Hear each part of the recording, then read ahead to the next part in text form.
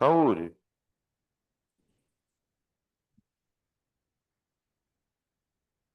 oi Ulisses, bom dia. Ah,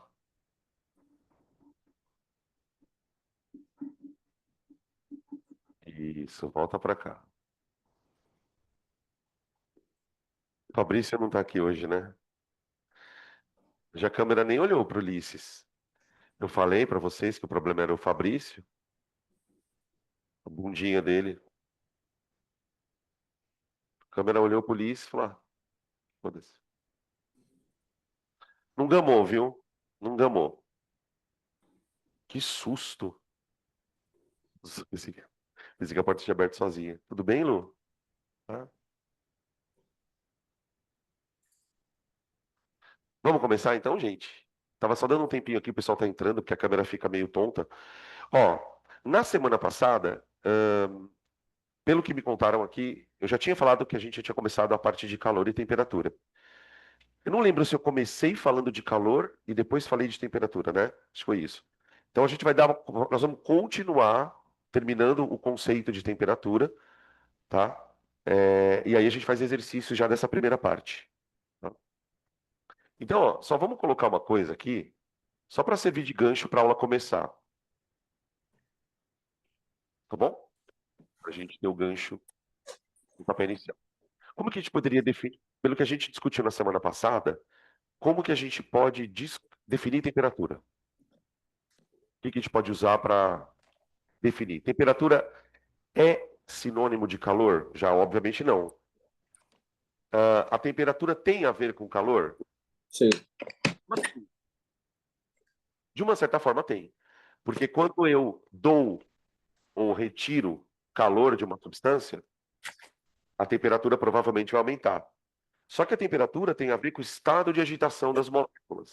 Então, a temperatura é uma medida estatística. Tem algum microfone aberto, será? Acho que é o do Eloy. Hã? Ô, Nicolas, acho que seu microfone está aberto, viu? Do grau de agitação molecular. Tá. E deixa eu te perguntar uma coisa. É, esse grau de agitação molecular, ele pode ser variado quando você muda a energia do sistema. Agora, como é que eu meço isso? Para a gente medir a agitação molecular, eu vou precisar, obviamente, de um instrumento que faça isso, um medidor de temperatura, um termômetro. E como que o termômetro funciona? Qual é o funcionamento, qual é o princípio básico para uma coisa poder medir temperatura? Para você medir a temperatura, medida da temperatura.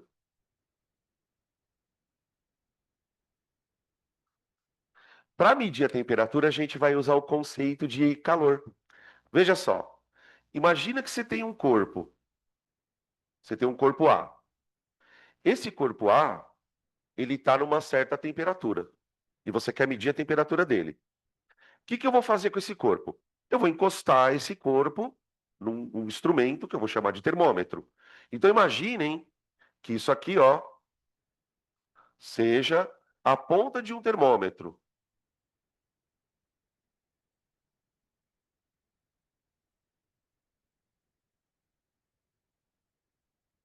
Aqui está o termômetro. Eu vou botar uma legenda, porque esse desenho não está com nada a ver com o termômetro, né?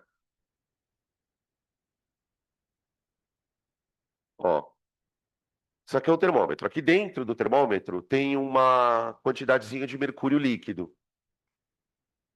Oi, Matheus. Tudo. Você mudou de lugar por quê hoje?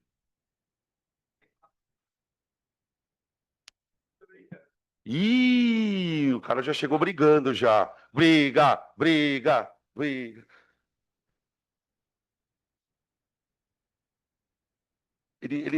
Sara, ele tem problema, tá? Às vezes ele solta umas frases do nada, assim, blá. Eu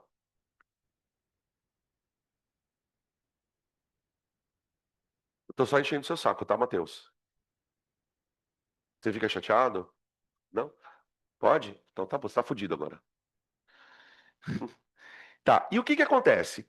Então, esse corpo ele está a uma temperatura TA, ok? Que eu quero medi-la. Ao medir essa temperatura, o que que eu faço? Eu encosto o termômetro. Quando o termômetro é encostado no objeto que você quer medir a temperatura, vai haver troca de calor, tá? A quantidade de calor vai passar para o mercúrio vai entrar em equilíbrio com o corpo. Por isso que quando você coloca, por exemplo, o termômetro na sua axila e você vai fazer a medida de temperatura, você tem que deixar um tempo ali. Não é só encostar. Você tem que deixar o termômetro entrar em equilíbrio com o seu corpo. Quando os dois atingirem a mesma temperatura, aí você mede. Só que o que que acontece? Devido à transferência de calor, o que vai acontecer com o mercúrio lá dentro? Por exemplo, se o corpo tiver numa temperatura muito alta, a hora que você encosta o mercúrio, o calor entra, dilata esse mercúrio e ele sobe. Ele vai sofrer um processo de dilatação, ele vai subir numa coluna de mercúrio aqui dentro do termômetro. Você pega aqueles termômetros antigos, né, aqueles mais que a gente usava antigamente, ele tem um fiozinho de mercúrio assim lá dentro. E esse fiozinho de mercúrio é que vai dilatar, tá bom? Se a temperatura for mais baixa, aí o mercúrio contrai. Então, o mercúrio, a gente vai dizer o seguinte: ele possui uma propriedade termométrica. Eu acho que foi mais ou menos aqui que eu parei. Ele possui uma propriedade termométrica. Propriedade termométrica. E o que que significa isso, né? Uma propriedade termométrica. Peraí. O que que significa isso? É uma propriedade que muda com a temperatura. Tá? A dilatação, o volume do mercúrio, que é um líquido, ele vai variar de acordo com a temperatura que ele está, tá bom? Por exemplo, vamos imaginar que a gente quisesse criar uma escala de temperatura baseada nesse mesmo princípio. Então eu quero criar um termômetro, só que eu tenho um líquido X lá. Esse líquido ele pode subir e descer, tá? Então ele vai dilatar, sobe, ele vai contrair, desce. E eu quero usar esse líquido para fazer um termômetro, tá bom? E aí eu vou fazer o seguinte. Então vou escrever assim, ó, como criar uma escala de temperatura? Gente, por que isso aqui é importante? Porque se você entender isso aqui, você vai entender sem decorar a fórmula do Celsius, do Fahrenheit, do Kelvin. É por aqui que eu quero conduzir a aula. Eu não quero chegar aqui para você e falar, ó, a fórmula do Celsius é isso, foda-se. Do Celsius para Fahrenheit. Se você entender a lógica que está por trás de criar uma escala, qualquer escala você vai entender. Então, para você criar uma escala, o que que você precisa? Você precisa calibrar o seu instrumento. O que que é o meu instrumento? É uma coluna de um líquido que vai dilatar ou contrair, tá? Então imagina o seguinte, ó. Peraí, acho que eu vou ter que pedir para ela abaixar um pouco o som.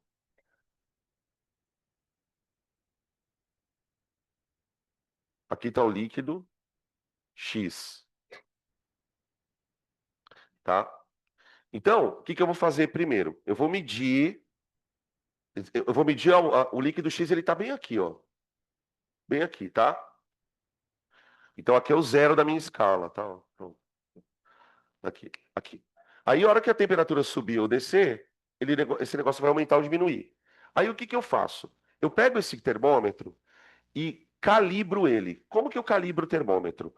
Você coloca o termômetro numa temperatura que você já conhece e mede qual a altura daquela coluna. Então, por exemplo, vamos supor que eu coloque esse cara a 0 graus Celsius. A 0 graus Celsius. Quando ele está a 0 graus Celsius,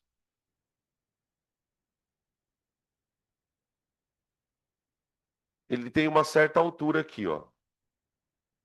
Tudo bem? Tá? Então, como que você faz isso? Você pega o termômetro, mergulha ele num banho de gelo com água, banho de gelo com água, eu tenho 0 graus Celsius. Tá. E aí você mede a alturinha aqui. Tá, beleza. Aí você pega o termômetro e mergulha ele na água fervendo.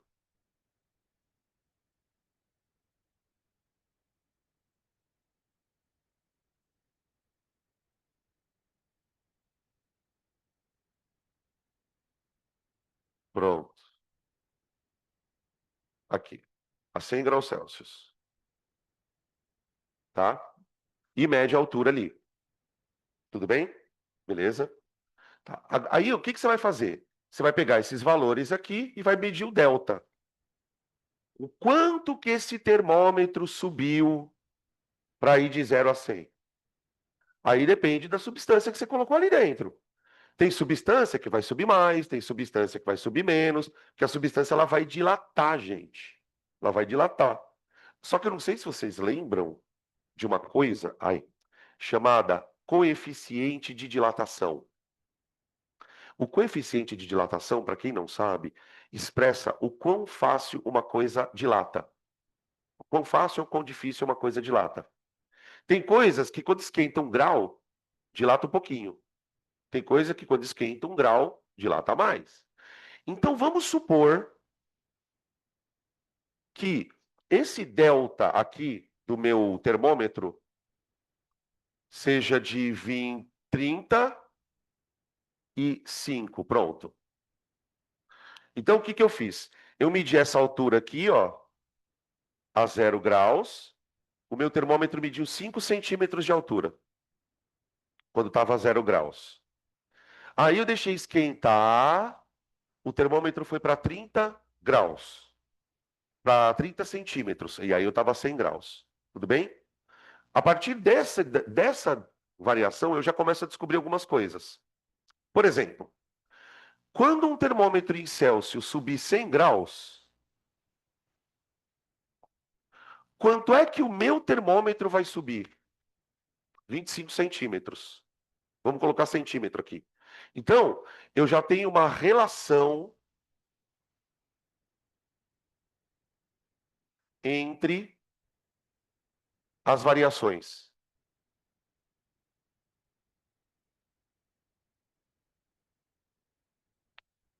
Qual que é a relação entre as variações, gente?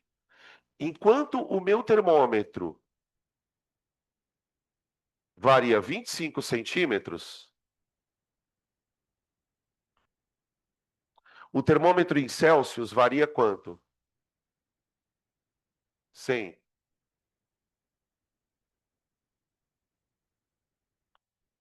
Tudo bem? Agora pensa comigo, gente. Peraí, deixa eu pedir para o Eloy abaixar só um pouquinho.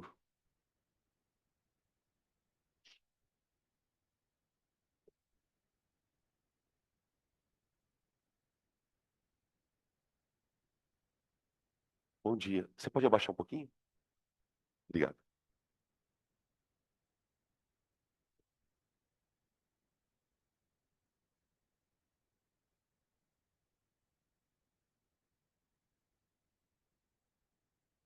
Pronto.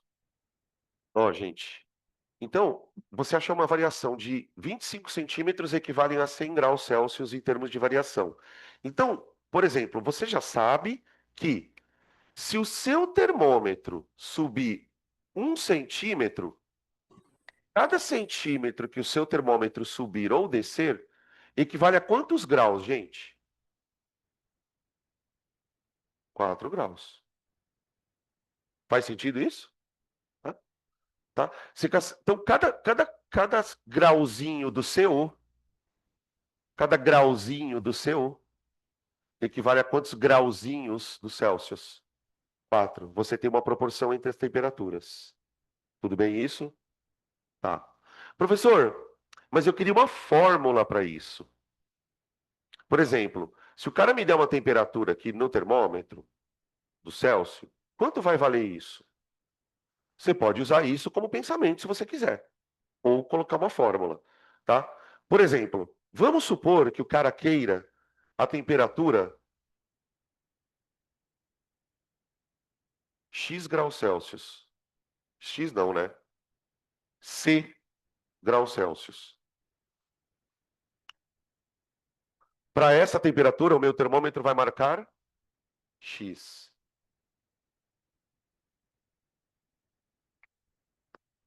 Tudo bem?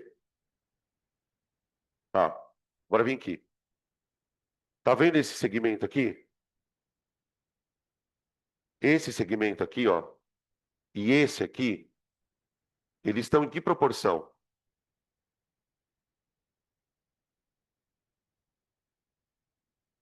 Alô?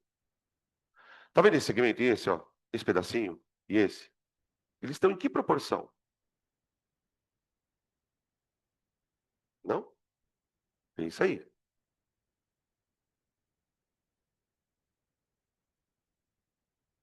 Gente, eles têm que estar na proporção de 1 para 4. Alô? A gente não acabou de falar que quando um cara sobe 25, o outro sobe 100? Então, isso está para isso, assim como um está para 4. Isso é geometria, tá, gente? Isso aqui é matemática. Vê, olha o que eu vou fazer. Vocês entenderam por que que eu escrevi isso aqui? Isso aqui é a chave do negócio. Quanto que mede isso aqui? X menos 5. Então, ó, x menos 5 está para isso aqui. Quanto mede isso? C, C, assim como 1 está para 4.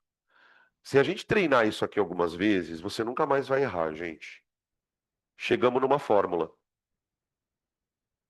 Essa fórmula de conversão da transformação da escala Celsius para uma escala que a gente acabou de inventar aqui, né? Aí, se você quiser deixar a fórmula assim, por exemplo, você pode isolar o Celsius. Normalmente a gente isola aquilo que você quer obter, né? Então, por exemplo, eu quero a temperatura X. Então, o que que eu faço? Isolo o X, fica assim, ó, X igual a C sobre 4 mais 5. Ó, o que que eu fiz? Para isolar o X, eu pus o C multiplicando, ficou C sobre 4, e passei o menos 5 para a direita, ficou assim. Então, por exemplo, agora, você, por exemplo, quanto vale 40 graus Celsius na minha escala X? 40 graus Celsius na escala X vale 15. Entenderam? Tá? Eu vou fazer alguns outros exemplos, só que a gente vai usar as escalas que a gente conhece. A gente vai descobrir as fórmulas sozinhos agora, tá? Por exemplo, uma das situações em que a gente usa é, transformação é quando eu tenho a escala Celsius e a Fahrenheit. Então vamos falar delas aqui.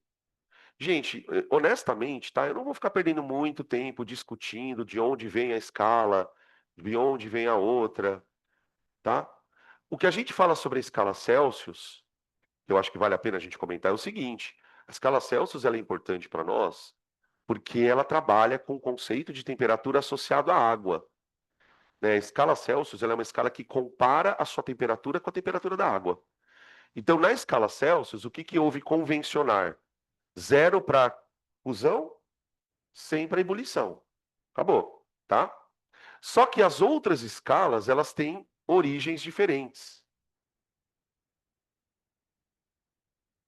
Por exemplo, o zero na escala Fahrenheit tem uma origem completamente diferente, tá? O que que uma escala precisa necessariamente ter para ela funcionar? O que que vocês acham que ela precisa ter para funcionar? Dois pontos. Porque, porque a escala é sempre uma medida de comparação. Para você ter noção de uma medida de comparação, você precisa pegar dois pontos, como a gente fez aqui.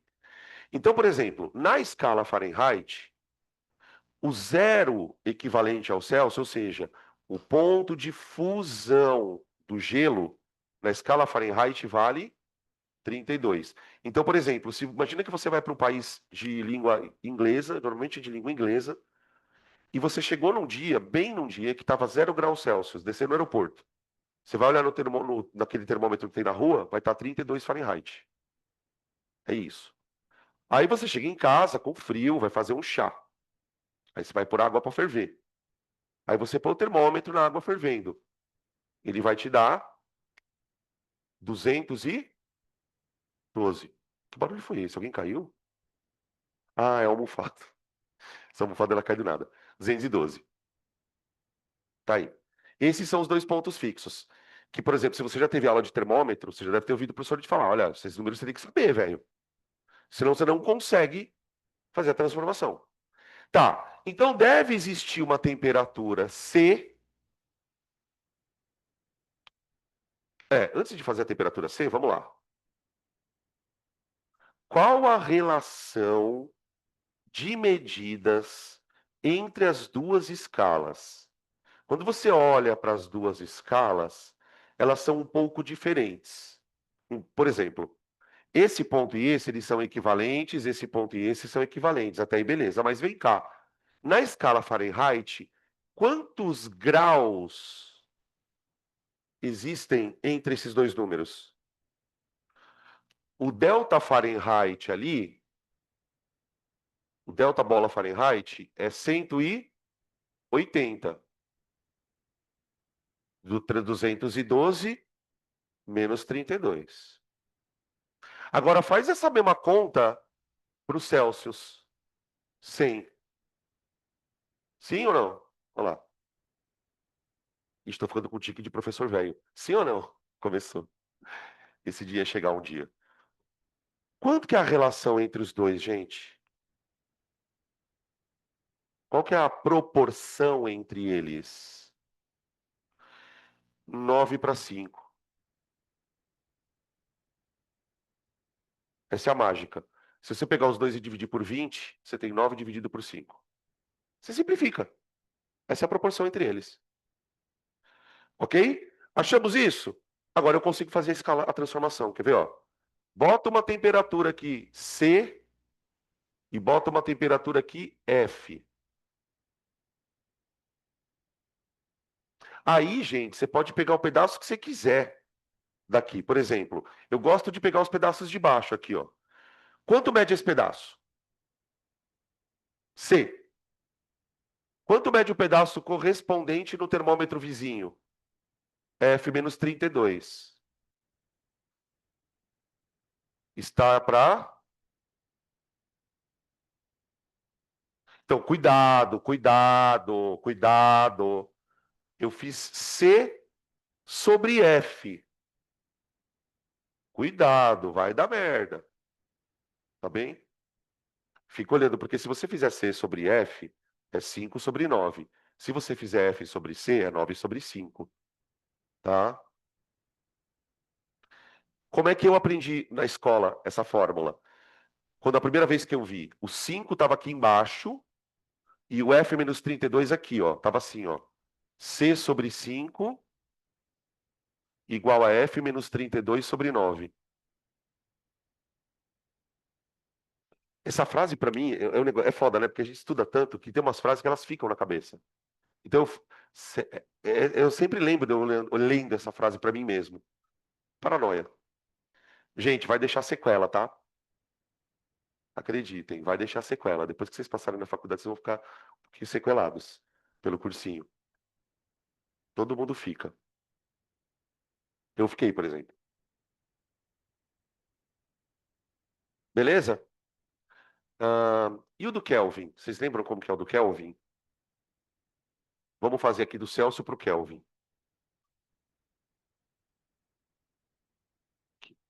Celsius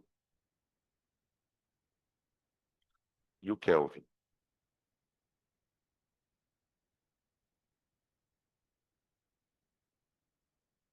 Ô, gente, fazer um comentário particular sobre o termômetro do Kelvin, né? A gente já tinha comentado sobre isso na hora que a gente falou sobre temperatura um pouquinho. O termômetro Kelvin, ele é muito especial para a gente na física e na química, nas ciências de maneira geral. Toda vez que você vai fazer um trabalho científico e você precisa medir temperatura de alguma coisa, a gente precisa de uma escala que seja o mais, como é que eu posso dizer? O mais científica possível, o mais precisa. Se temperatura é agitação molecular, a escala Celsius não tem nada a ver com isso. Ela tem a ver com a água. A escala Fahrenheit não tem nada a ver com isso. Então, o Kelvin, que é o Lord Kelvin, ele montou uma escala onde a ideia dele era pensar o seguinte: olha, existe um zero na minha escala, e esse zero, ele é um zero que não existe temperatura abaixo dele. Por quê? Porque se a minha escala é uma escala de agitação,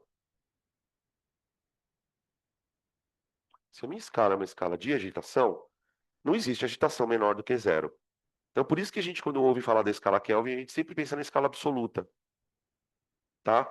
Absoluta em que sentido? Ele não comparou isso com nada. Ele só pensou na agitação, de fato, tá? Beleza. Aí, aqui existe uma temperatura na Celsius. Uma temperatura na Celsius. Uma correspondente na Celsius. Tá. Os pontos que a gente conhece sobre Kelvin e Celsius são o 0 e o 100, certo? E os seus correspondentes na própria escala Kelvin, que seria aqui 273K e aqui 373K, certo? Tudo bem. Agora vem cá. Qual a proporção entre as escalas? Qual que é a proporção entre delta C e delta K? 1 para 1, gente. Ó, se você fizer a continha aqui, ó, de 273 para 373, sobe 100. De 0 para 100, 100. Então é 1 para 1, certo? Tudo bem. Então, existe uma temperatura correspondente na Celsius e Kelvin. Vamos montar a formulinha. Quanto mede isso? C. Então, C está para... Quanto mede isso aqui, ó? K menos 273. K menos 273. Ah, assim como 1 está para 1. Pronto. Ficou C igual a K menos 273. Ou como a gente aprende normalmente, né? K igual a C mais 273. Tá bom?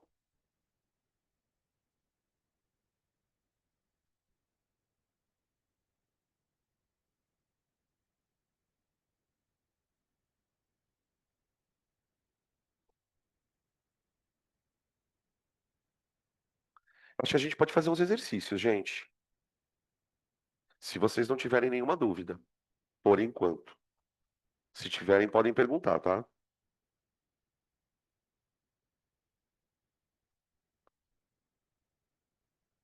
Deixa eu ver se eu quero fazer exercício mesmo, tá? Tô pensando aí. Eu quero sim, que pena.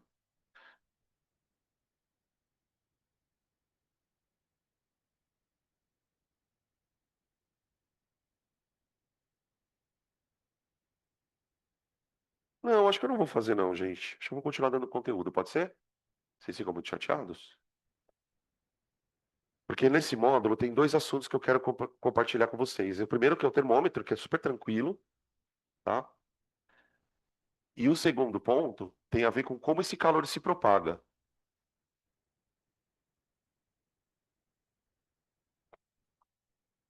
Eu vou até aproveitar isso aqui, ó,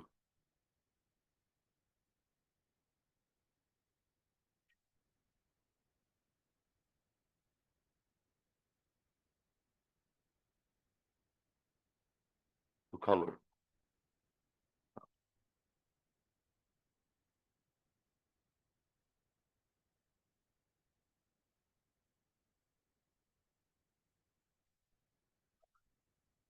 Então vamos lá. É o seguinte, uma vez que a gente sabe que o calor se propaga, a próxima pergunta é: como ele faz isso? Quando a gente fala como, a gente está falando de um processo em que a energia vai caminhar de um corpo para outro. Só que essa energia, ela vai caminhar de duas formas principais. Ou ela pode caminhar pelo vácuo, ou ela pode caminhar pela matéria. Então, quando se discutem processos de propagação do calor, a gente está falando isso. Em que circunstâncias o calor propaga-se pela matéria? De que forma? Como que a matéria conduz esse calor? Se o calor não está sendo conduzido pela matéria, como que ele está andando no vácuo? Porque o vácuo é a ausência de matéria. O que anda no vácuo perfeitamente bem?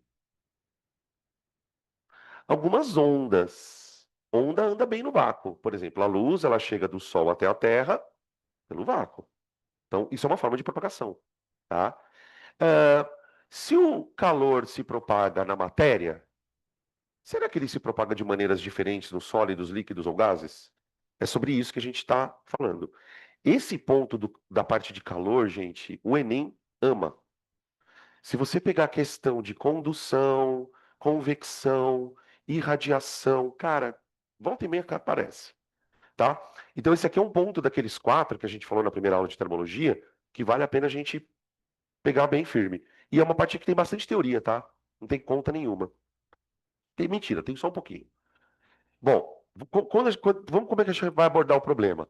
A gente vai separar os processos de propagação de calor de acordo com, primeiro, o estado físico, se é sólido, líquido ou gás, e depois, se é matéria ou não matéria, tá? Vou fazer desse jeito. Então, a propagação de calor ocorre de acordo com o meio material, com o estado físico, desculpa, com o estado físico do meio material.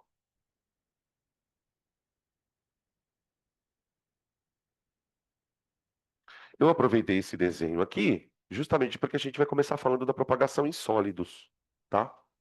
Propagação em sólidos. Aqui, pessoal, é a única parte do conteúdo de propagação em que vai haver um pouquinho de matemática, tá?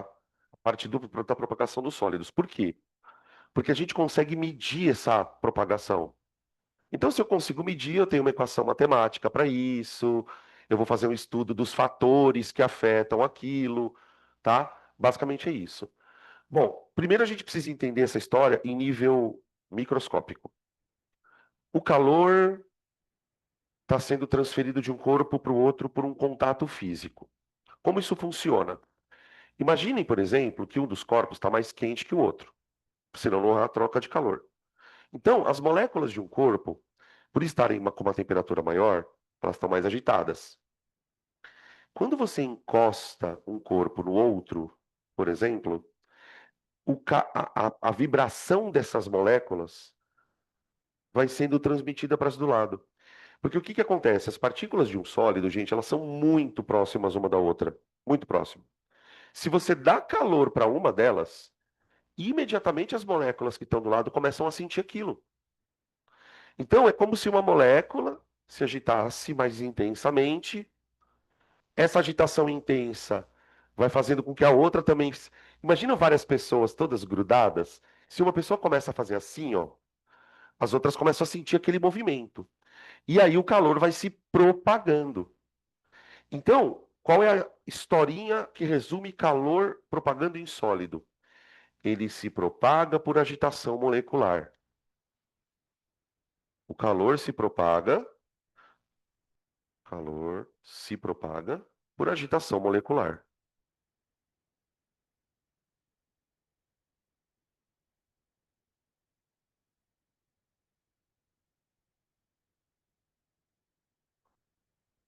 Mas Danilo, não é sempre assim? Não, cara.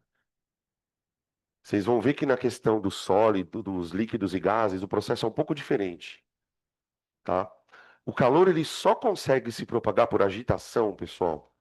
Tipo uma molécula batendo na outra, se elas estão muito próximas. Por isso eu estou falando de sólidos, tá? Um exemplo bem típico do que acontece na propagação do calor é, por exemplo, quando está fazendo um churrasco ali, por exemplo, ou está fazendo alguma coisa na panela, e aí você percebe, sobretudo quando a colher é de metal, né? Quando a colher é de metal e não de madeira, a colher vai esquentando. O cabo da colher vai esquentando, tá? beleza? É, Do que depende esse fluxo? Como é que a gente calcula ele, esse movimento do calor? A gente vai definir uma grandeza que parece tência. Então, ó, a medida da propagação,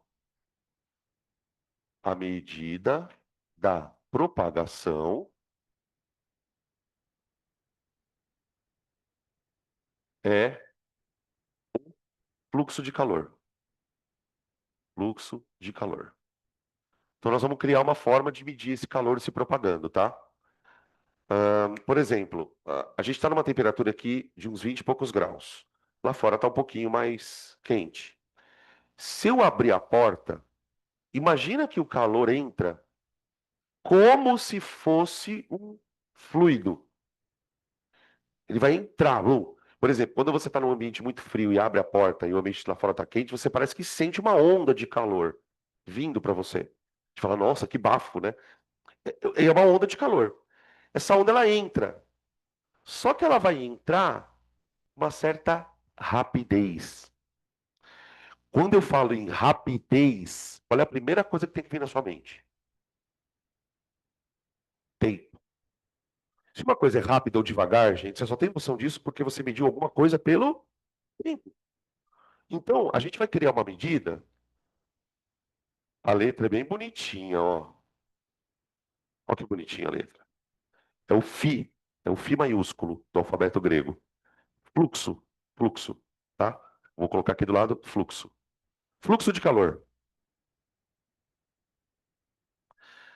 O fluxo de calor, gente, é a quantidade de calor transferido de um lugar a outro, de um ambiente a outro, por um meio, enfim, pelo intervalo de tempo. Isso é o fluxo de calor, tá? Esse fluxo de calor é uma energia por tempo. Por isso que eu falei para vocês que isso aqui lembra muito a ideia de potência. A potência, de maneira muito genérica, né, é o quão rápido uma energia é gasta. Né? Por exemplo, quando você fala assim, o ar-condicionado tem uma potência de 3.000 watts. Watt, não sei se vocês lembram, é joule por segundo, tá? Aqui, ó, vai dar watt também. Por exemplo, você pode expressar o calor em caloria, mas também pode expressar em joule. Lembra que a gente comentou isso na semana passada. Então, no SI, isso aqui é joule por segundo. Joule vezes segundo a menos um, tá? Joule por segundo ou o watt. Mas pode aparecer em caloria por segundo também, tá? Pode aparecer caloria por minuto. Não tem uma unidade exigida. É diferente, por exemplo, do Newton. Newton é Newton, velho. Não tem outra força. É quilograma para massa, né? Aqui você pode, você vai, o que você tem que fazer aqui? Você tem que olhar na alternativa. Ver como é que a alternativa tá.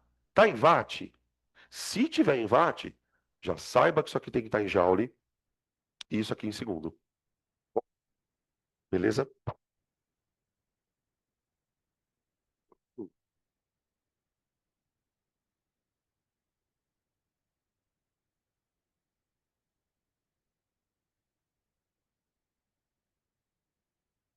Bom, vamos entrar um pouquinho mais nessa fórmula. Nos últimos, acho que uns 5 anos, caiu umas 2 ou 3 vezes, isso no Enem especificamente. Eles entram nessas paranoias de vez em quando de cobrar uma coisa meio que aí desaparece, fica um tempo sem cair. Essa fórmula, olhando para ela aqui, a gente entende que o fluxo é o quão rápido o calor passa de um lugar para o outro. E eu queria parar um pouquinho para refletir sobre esse efeito no nosso corpo. Todo mundo aqui já sentiu calor e frio. Em alguma situação na sua vida você já sentiu calores muito intensos e frios muito também intensos. E cada um causa uma reação do seu corpo, né, por conta da homeostase.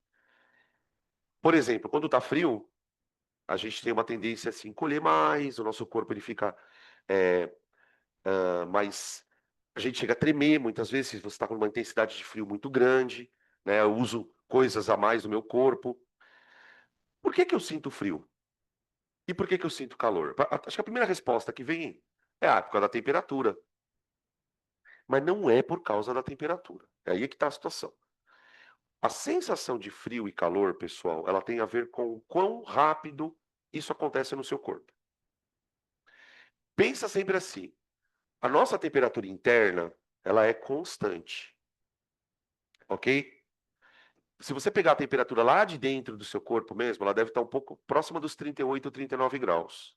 Seu corpo é homotérmico, ele mantém a temperatura ali naquele padrão. Só que o nosso ambiente à volta não está a 38 graus. Normalmente, ele está a temperaturas mais baixas. Às vezes, por exemplo, aqui em Cuiabá chega a estar mais alta. Então, a gente tem que pensar no que esse fluxo de calor afeta você. Você é um corpo que está a 38 graus. Imagine que você está diante de um ambiente a 25 graus. Qual vai ser o fluxo de calor entre você e o ambiente? O calor ele vai fluir de você para o ambiente, certo? Então imagina que a camada de ar que está imediatamente acima da sua pele, ela está roubando o calor de você a todo momento, a todo momento. Só que esse calor ele vai sair com uma certa rapidez. Entenda que a questão aqui não é a quantidade de calor só que você perde, é o quão rápido você perde. Esse o quão rápido tem a ver com o fluxo. Então, se esse calor aqui começa a sair muito rápido do seu corpo, então se você tem um alto fluxo de calor,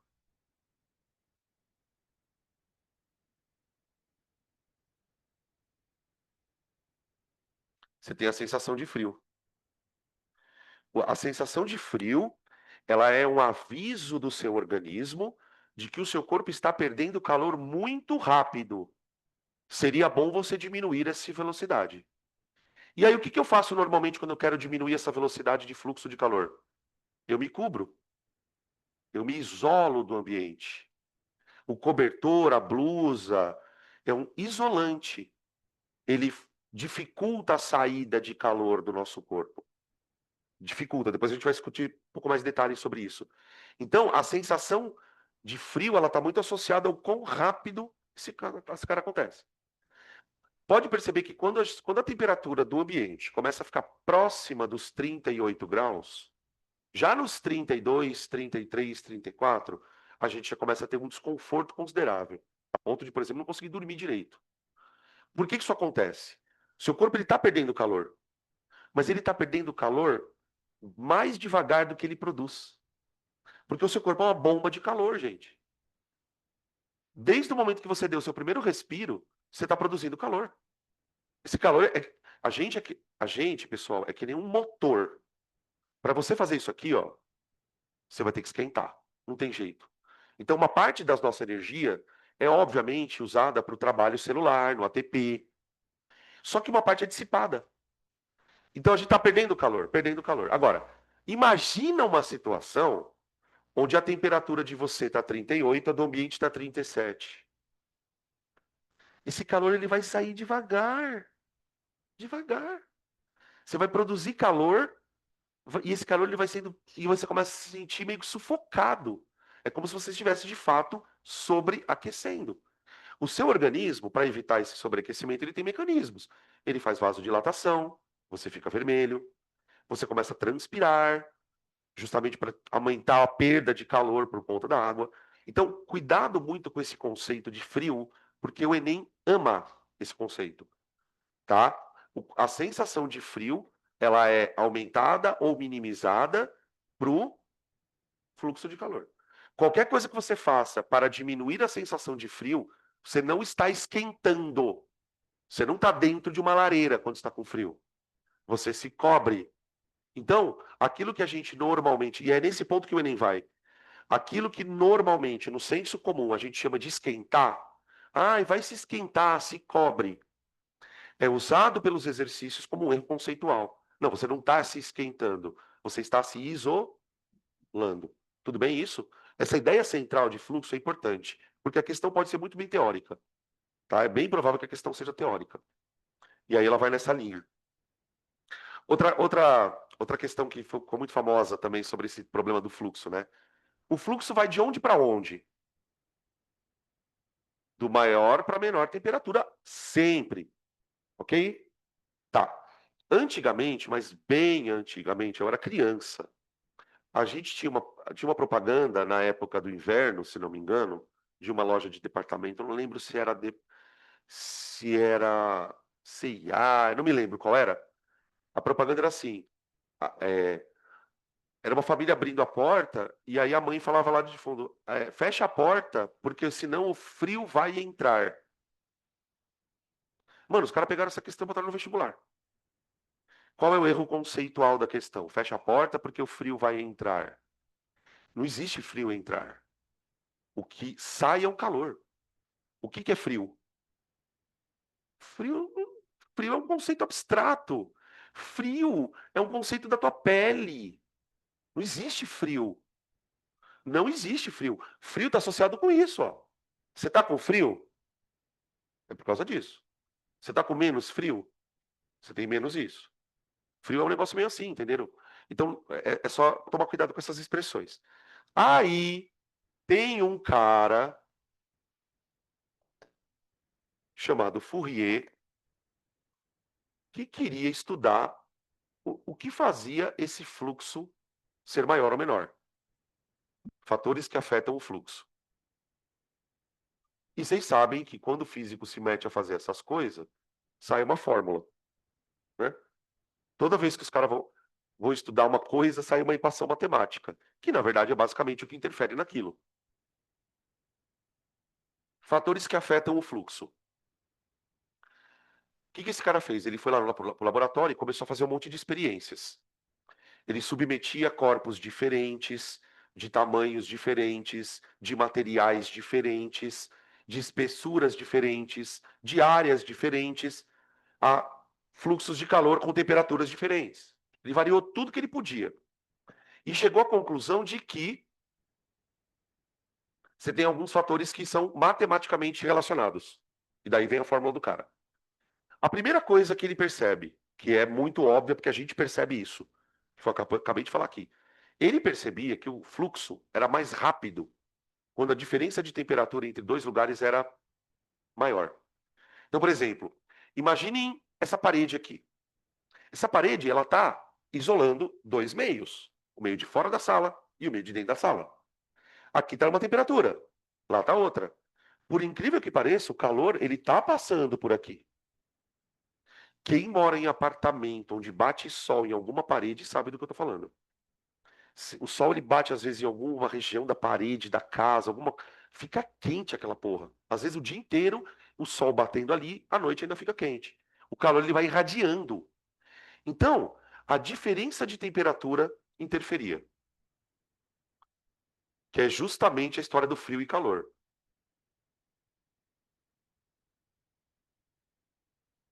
Delta teta. E ó, olha como se monta uma fórmula. O cara percebeu que quanto maior era a diferença de temperatura, maior era o fluxo. Então ela é diretamente proporcional. Eu vou colocar aqui dP, tá bom, pessoal? Só para a gente lembrar que ela é diretamente proporcional ao fluxo. Perdão. Outra coisa que ele percebeu. Imagina, por exemplo, você pegar um corpo desse tamanho aqui, ó, colocar aqui uma temperatura de um lado e colocar outra temperatura aqui do outro. Ok? E você vai medir o fluxo de calor aqui. Ele percebeu que se o objeto fosse maior, oh meu Deus, o fluxo ia ser mais lento. Quanto maior é o objeto, mais o fluxo é lento.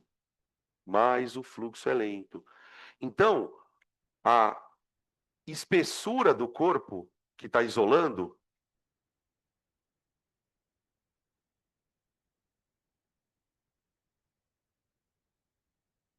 tá? Eu estou chamando aqui de comprimento, mas é uma espessura. Por exemplo, a parede ela tem uma espessura. Quanto mais espesso é o corpo, mais demora para o calor passar de um lado para o outro. Essa espessura eu vou chamar de L, tá? Ela é inversamente proporcional, gente, ao fluxo. IP, tá bom? Outra coisa, gente, essa daqui a gente também tem experiência própria. O calor, para ele passar por um objeto, ele não precisa só de uma espessura para atravessar. Ele também tem uma área para atravessar. Então, olha, por exemplo, olha o tamanho dessa parede. Imagina se do lado de lá dessa parede tivesse um forno de uma padaria. E a gente tendo aula aqui. Com o passar do tempo, a parede ia estar mandando muito calor aqui para dentro. Porque ela tem uma área muito grande. O que o cara percebeu? Que quando o objeto tinha uma área de contato grande, aqui, a calor passava mais rápido. Então, a área do objeto também é importante.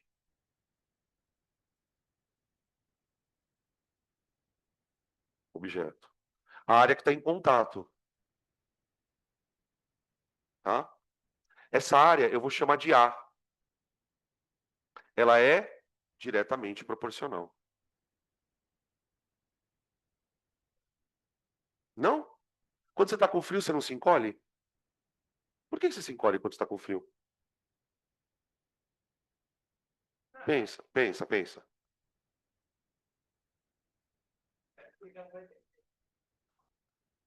Não, não, não, não, não, não. Quando eu falo em área, eu estou falando ou você está assim, ou você está assim. Você fica abertão no frio assim, ó. Por que não? Ninguém nem consegue imaginar ficar assim, ó. A gente fica assim, encolhido no frio. Quando você está fazendo isso, o que você está fazendo? Você está diminuindo a tua área de contato com o ar. Você está perdendo, você está tentando diminuir a área de contato com o ar, justamente para que você perca calor mais devagar. Se você tem dificuldade de pensar nisso, pensa na água saindo de uma mangueira. Só que o buraco da mangueira ele pode ser assim ou assim. A vazão é diferente. Então, se o calor passa por um corpo muito grande, ele passa rápido. Se ele passa por um corpo muito pequeno, ele passa devagar. Janelas maiores tendem a trazer mais calor para dentro de casa. Podem trazer mais luz, mas também traz mais calor, porque a janela é maior. Se você tem uma janelinha pequena em casa, por exemplo, o calor ele vai passar mais pela parede, mas o da parede é mais lento. Então a janelinha, ela é um ambiente onde o calor passa mais rápido, até porque o vidro é mais fino. Então se você tem uma janela ali, a área dela, ela acaba interferindo diretamente, tá? E aí a última coisa, que é uma coisa mais subjetiva, é que o material interfere muito. Lembra que eu falei aqui da história da colher de pau e da colher de alumínio? O material interfere. Então, o que ele teve que fazer? Para conseguir calcular o fluxo dos materiais, ele teve que inventar um número, inventar em termos, né? É uma propriedade do corpo chamada condutividade térmica. Então, a condutividade térmica, que a gente vai representar carinhosamente por K. K, tá? Cada tipo de material tem a sua condutividade térmica, né? Então, por exemplo, imaginem que nós coloquemos, nós façamos um teste onde a gente pegue três placas idênticas de tamanho e espessura. Só que uma placa feita de isopor, uma placa feita de madeira e uma placa feita de metal. E eu faço o teste do fluxo de calor com elas. Vai dar um resultado diferente. Porque aí o problema não é a medida do material. A medida é igualzinha. A natureza do material é que faz isso acontecer. Então ele precisava colocar um número na fórmula. Para cada material ter um coeficiente, tá? Que é uma propriedade isso, basicamente, tá? Fala.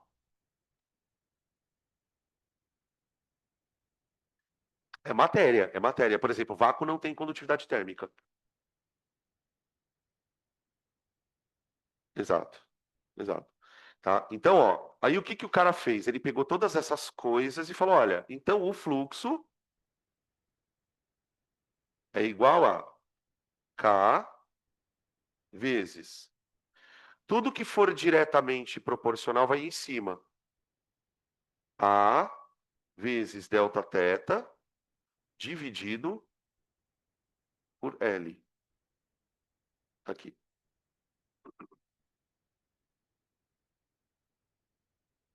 Tá? É uma formulinha, pessoal, que tem. Você tem que tomar muito cuidado com unidade. Com unidade. Tá? Quando a gente for fazer exercícios, eu vou mostrar para vocês como trabalhar aqui. Por quê? Porque aqui a termologia é meio assim. Tem uma parte da termologia que é um saco. Você não é obrigado meio que a usar o sistema internacional. As coisas vêm em caloria. Então, por exemplo, esse delta θ, normalmente ele é em grau Celsius.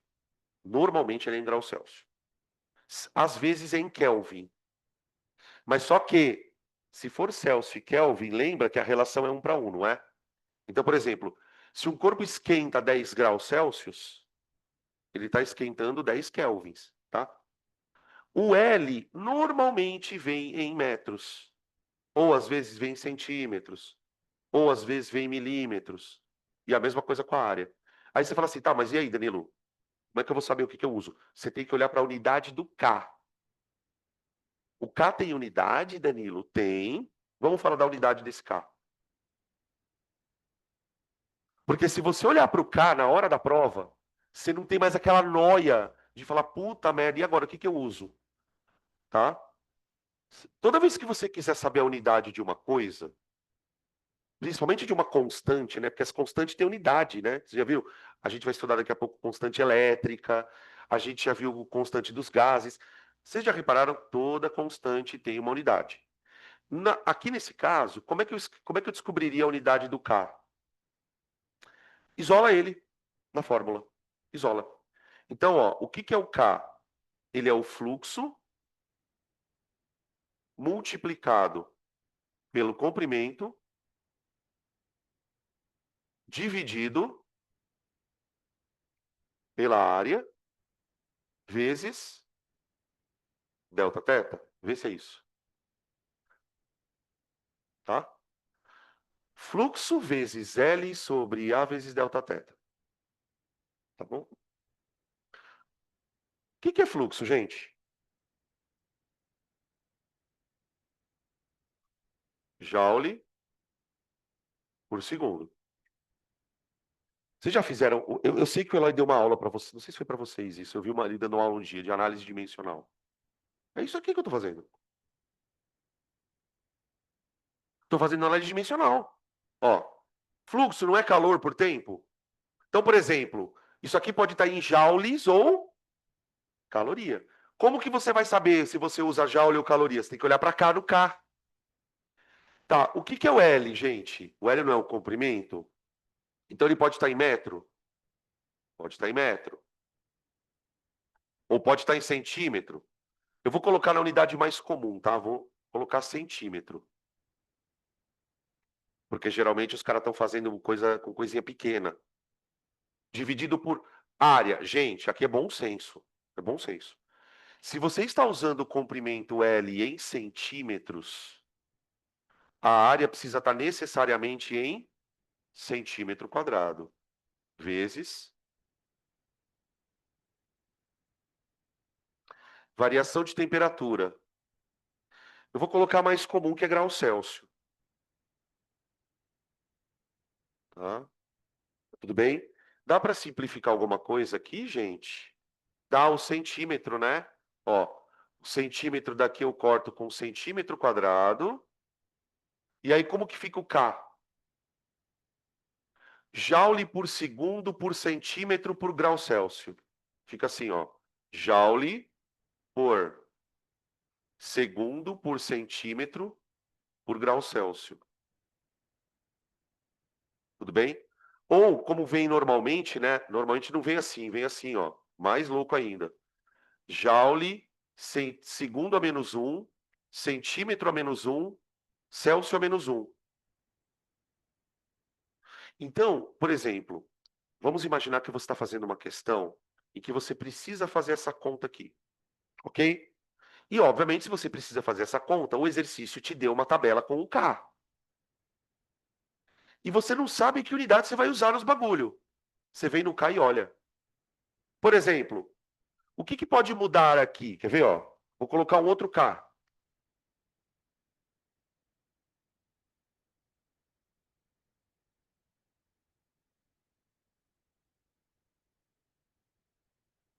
Olha para isso.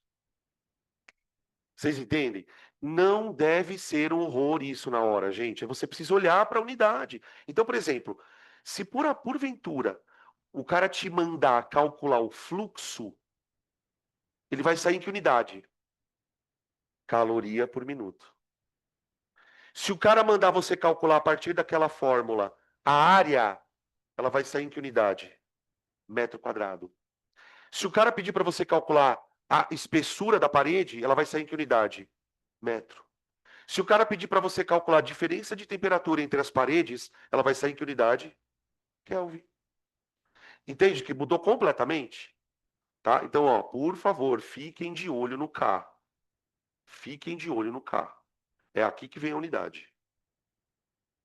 Tá bom? Agora, qual que é a notícia boa? Embora a gente tenha uma expressão matemática para calcular o fluxo, normalmente os exercícios não se interessam muito por você calcular o fluxo, porque é um exercício besta, no sentido de que é só colocar na fórmula. Se o aluno errar é porque ele errou matemática, basicamente, ou porque ele não lembra a fórmula, né? Normalmente, o que eles fazem? Eles usam essa ideia de fluxo para comparar dois materiais. Dois materiais. Vou dar um exemplo para vocês aqui. Vamos colocar uma aplicação agora, tá? Aplicação.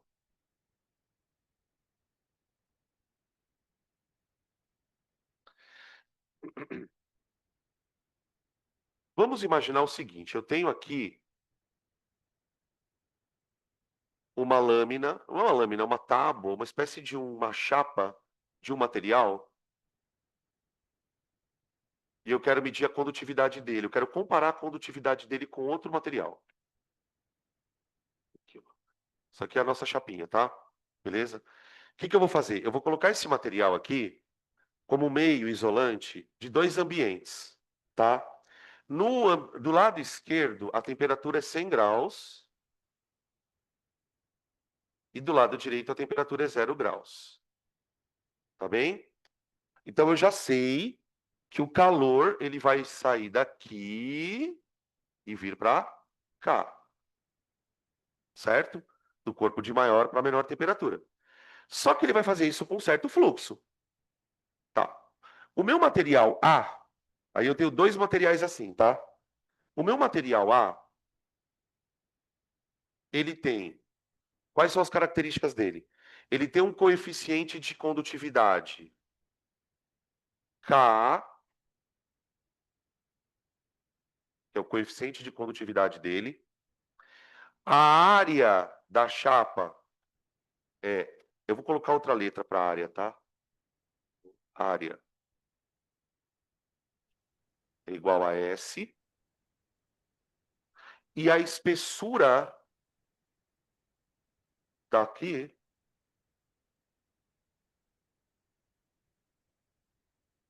é de L. Aí o cara vai lá e mede a condutividade não, ele mede o fluxo de calor por essa chapa, tá? Então ele conhece o coeficiente de condutividade, ele conhece a área, ele conhece a espessura, a diferença de temperatura também, ele foi lá e mediu o fluxo. O fluxo nessa chapa era de 4 calorias por segundo. Totalmente fora do sistema internacional, tá? Beleza? Beleza. Aí, o que ele vai fazer? Ele vai trocar, ele quer, a partir dessa condutividade, ele quer calcular a condutividade de um outro componente, o B, que tem um coeficiente de condutividade 0,5 no outro. Aqui já vamos fazer uma observação rápida. O que significa dizer que um coeficiente de condutividade é maior ou menor que o outro? Na física, fisicamente, o que isso quer dizer?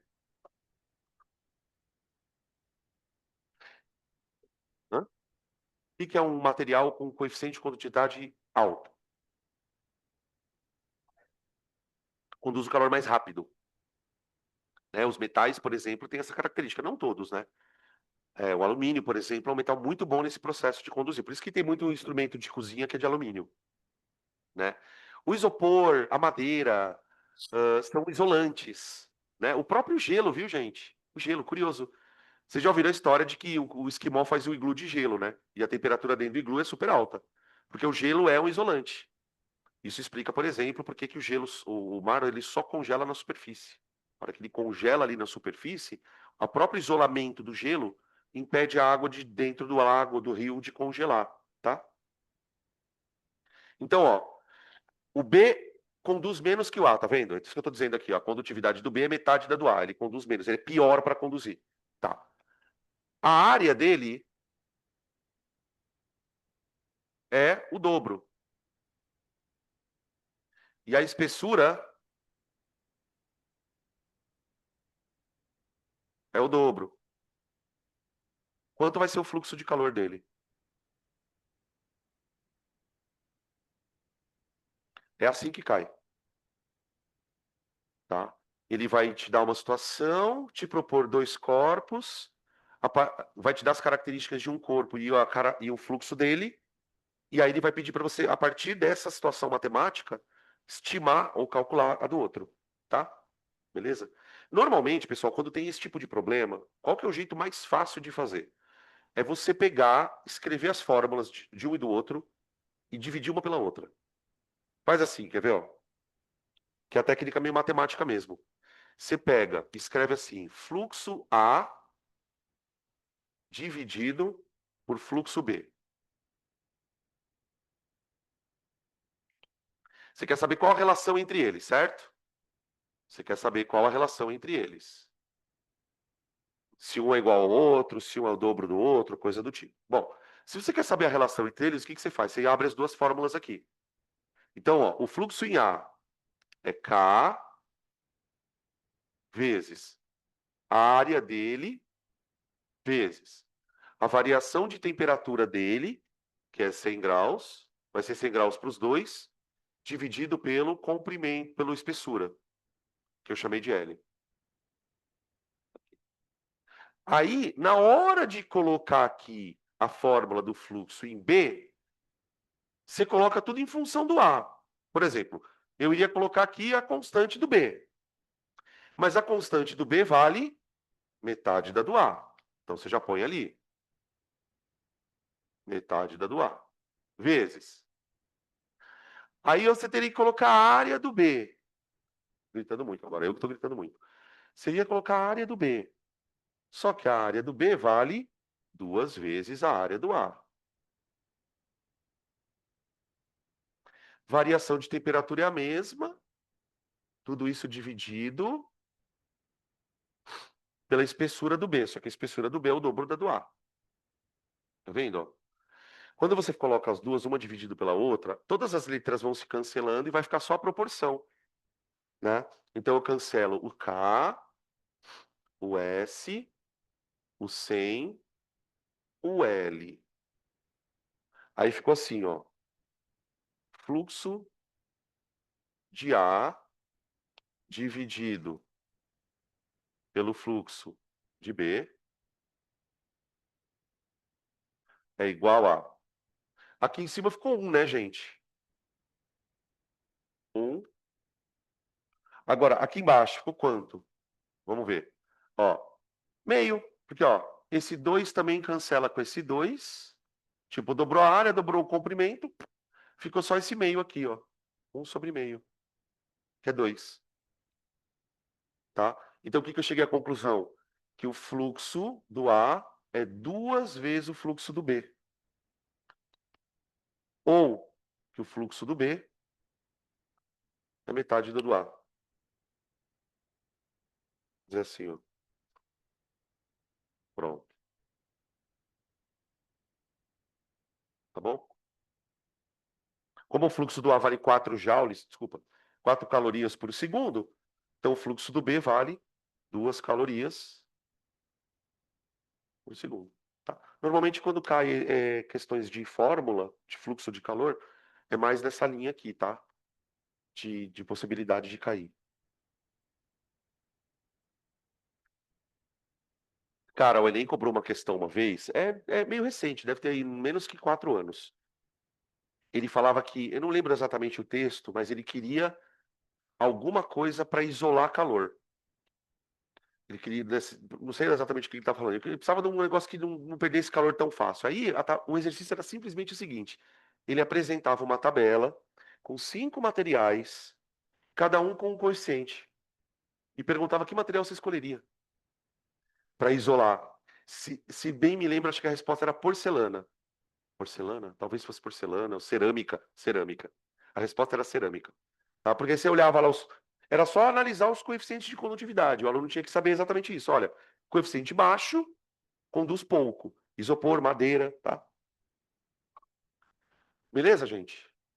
Como que a gente está de horário? Deixa eu ver. Ah, tem bastante. Vamos agora pro segundo tipo de propagação de calor.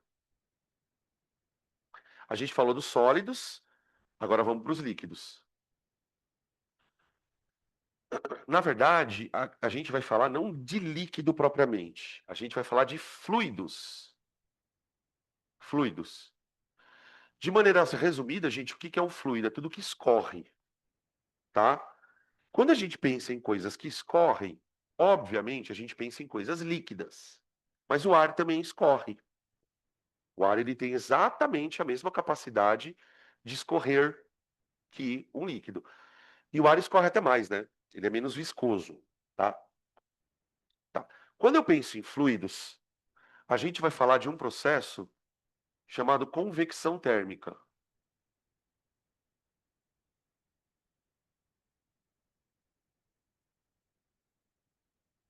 Convecção térmica. Tá. Para a gente poder entender convecção térmica, gente, vamos olhar para uma coisa antes disso. Toda substância, independente do estado físico que ela tenha, ela vai ter uma densidade, né? Em geral, a densidade dos líquidos é menor que a dos sólidos, né? Por causa da compactação das moléculas. A gente sabe que a densidade de qualquer coisa é a massa dela dividida pelo volume, tá? Agora vamos lá. Nós estamos falando de conduzir calor. Nós estamos falando nós estamos falando de propagação de calor. Então vamos imaginar que eu tenho uma massa de líquido grande que vai receber calor de uma fonte. Tipo, por exemplo, quando você vai cozinhar uma coisa na panela, você vai ferver uma água ali, tá? Ok. Essa massa recebe calor. Como ela está no estado líquido, ela vai sofrer uma dilatação considerável, tá? Só para você ter uma noção, gente, o sólido ele dilata bem pouco quando ele esquenta. Um líquido dilata mais ou menos 100 vezes mais que um sólido. É que a gente não percebe isso porque a gente não submete líquidos a nenhuma variação de temperatura muito significativa. Mas o líquido pode dilatar muito. Só que qual que é o problema do líquido se ele dilatar demais? Ah, ele transborda. Não, né? O volume aumenta, a densidade, pum, cai. Então acontece uma coisa meio bizarra. Por exemplo, você tem aqui um recipiente, tá? E aí tem uma massa de líquido aqui, ó. Pronto. Aí eu vou fazer o seguinte, eu vou submeter esse líquido a uma quantidade de calor. Então,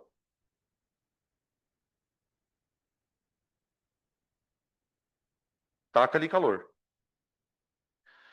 Tá. Como o calor ele é transmitido de maneira localizada no líquido, essa região aqui do líquido, ela começa a aumentar a temperatura demais. Então você começa a criar uma espécie de camada de temperatura no líquido. Essas camadas de temperatura vão sofrendo diferentes dilatações. A região que está mais próxima do calor, ela dilata mais. Quando ela dilata mais, a densidade dela cai. E aí é como se você tivesse dois líquidos, mas não é dois líquidos, é um só.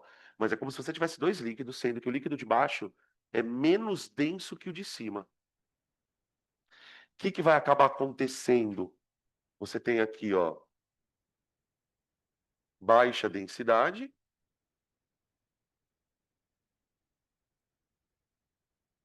tá? Esse líquido de baixa densidade, como ele tem a tendência a subir, ele acaba subindo e empurrando o líquido de cima para baixo. Esse líquido que está aqui em cima, como ele está um pouquinho mais frio, ele tem uma densidade um pouquinho maior. Por isso ele também quer descer. E aí você tem uma troca de massa. Só que esse processo não para, né, gente? Porque essa massa que sobe, esfria. E essa massa que desce, esquenta. No momento em que essa coisa volta, então você cria um movimento onde o calor ele é distribuído por causa desse movimento. Porque aí o que que acontece? O líquido vai se misturando e o calor vai fluindo para tudo quanto é lado dentro do recipiente, tá? Você cria uma distribuição do calor. Essa é a característica da convecção. Distribuição do calor pelo movimento das massas de água, pelo movimento das massas de fluido. Você percebe que não é uma coisa molecular, diferente da condução? A condução, a transferência de calor é em nível molecular, é uma moléculazinha batendo na outra. Aqui são massas de líquido ou de fluido que vão se misturando e trazendo calor de um lado para o outro. Quem está sentado em algumas regiões da sala sente mais frio, porque está rolando um fluxo de calor. Então, por exemplo, vamos imaginar que o ar ele está jogando todo o fluxo de ar frio, ele está fazendo isso aqui, ó. Ó. Aqui, gente, a temperatura deve estar 1 grau a menos, no mínimo, do que ali. Porque o ar está fazendo isso, ó. Ele vem por cima, só que à medida que ele é jogado por cima, ele vem descendo, porque está frio. Aqui embaixo, onde vocês estão sentados, um pertinho do outro, está uma puta camada de ar quente. Então, na hora que o ar frio faz isso aqui, ó, ele empurra o ar quente lá para cima. A hora que ele empurra o ar quente lá para cima, o ar puxa o ar quente. O ar puxa o ar quente é foda, né? O aparelho de ar-condicionado. Ele puxa o ar quente, esfria ele e joga. E a gente fica trocando vírus aqui. 2 horinhas. Já tô me sentindo um de vocês já. Fala.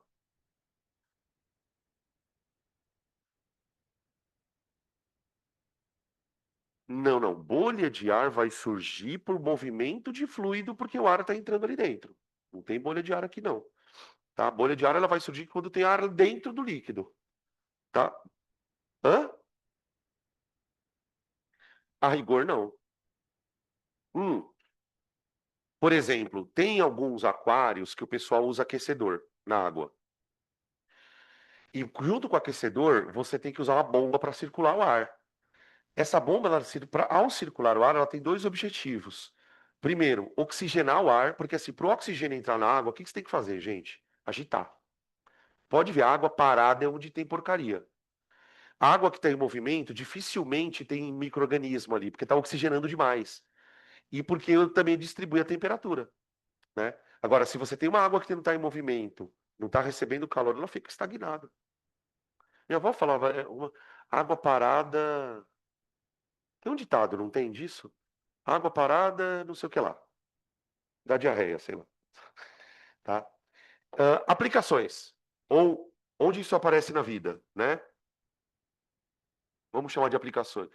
Aplicações. Isso aqui é o que o Enem chama de tecnologia, gente. Vocês já ouviram essa expressão muito no Enem, né? Exatas e suas tecnologias. O que é uma tecnologia dentro da ciência da natureza? É você utilizar de um conceito para criar alguma coisa que te ajude na vida. A tecnologia, por exemplo, o ar-condicionado é uma tecnologia. Quais são os princípios físicos pelos quais eu consigo explicar o funcionamento de um ar-condicionado? Tipo assim, se eu quiser explicar um ar-condicionado funcionando, eu preciso estudar que matérias da física? Termodinâmica e termologia. Termodinâmica para explicar como é que esse ar está saindo frio. E termologia, convecção, para explicar como que esse ar está circulando. Isso é tecnologia. Então, tipo, quando vocês forem estudar para provas como a do Enem, por exemplo, e eu estou falando provas como a do Enem, porque muitas provas de ciências da natureza que vocês vão prestar por aí são perfil Enem, tá?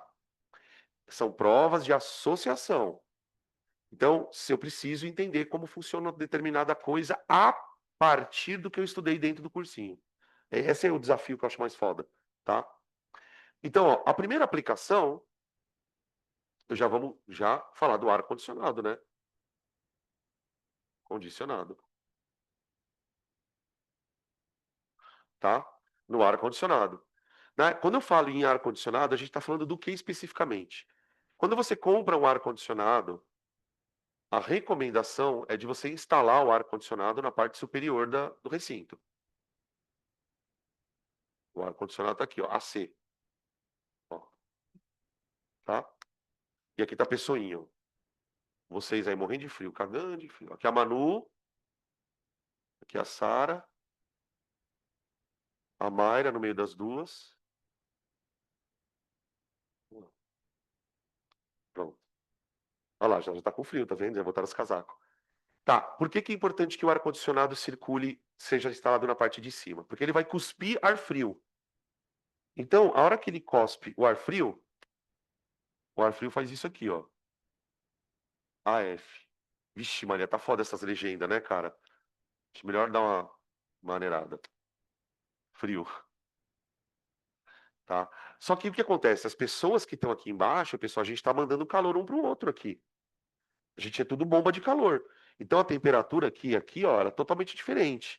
Então esse ar quente aqui, ó, circulando entre vocês, ele vai subir,